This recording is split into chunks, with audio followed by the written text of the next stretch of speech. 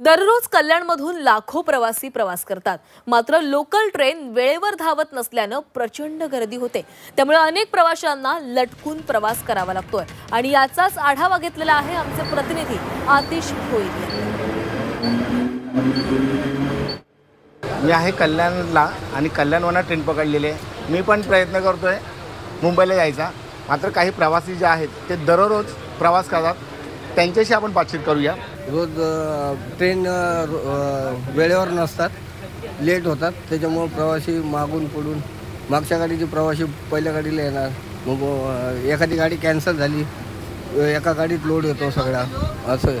एक तर train late असते, ट्रेन लेट असल्यामुळे सेकंड दुसरं आहे की डोअरमध्ये लोक उभे असतात। जी आता जी कालची घटना घडली हे ॲक्च्युली डोअरमध्ये जे उभे असतात त्यांनी पुढे त्यांना जाऊ दिलं नसेल।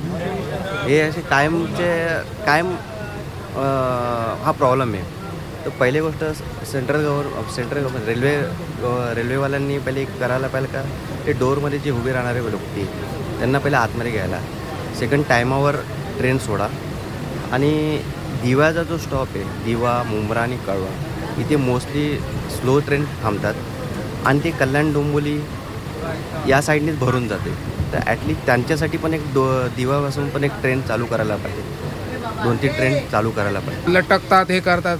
आमचे 4 लेट मार्च झाले का 1 दांडी होते, आम्हाला परवडत नाही। ते यांना बोलायला सोपं आहे सगळं।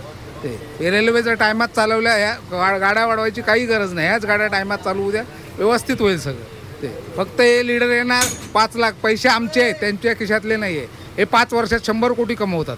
आम्ही आयुष्यभर नोकरी करून 7-8 लाख रुपये भेटतात। कॅमेरामन दिनेश जाधवसह आतिश भोईर, झी मीडिया, कल्याण। आपण कल्याणमधली या प्रवाशांच्या प्रतिक्रिया ऐकलेल्या होत्या। गेली अनेक वर्ष आम्ही असाच त्रास सहन करतोय, आता आणखी किती वर्ष असाच त्रास सहन करायचा, असा संतप्त सवाल हे प्रवासी विचारतात। दररोज लोकलला लाखो प्रवासी प्रवास करत असतात आणि दररोज एवढ्याच मोठ्या प्रमाणामध्ये गर्दी देखील पाहायला मिळते।